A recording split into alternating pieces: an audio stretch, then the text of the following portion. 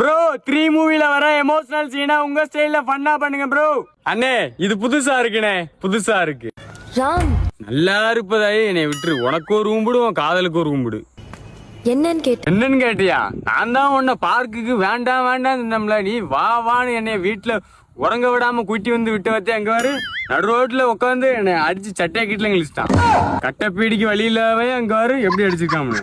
இரு வாரேன் நான் யாருன்னு காமிக்கேன். லேசா ஒரு மெக்கில நான் போட்டு வந்தோம்னு வச்சுக்கோ, உன் குடும்பம் பூரா ஜோலி முடிஞ்சுவோம்.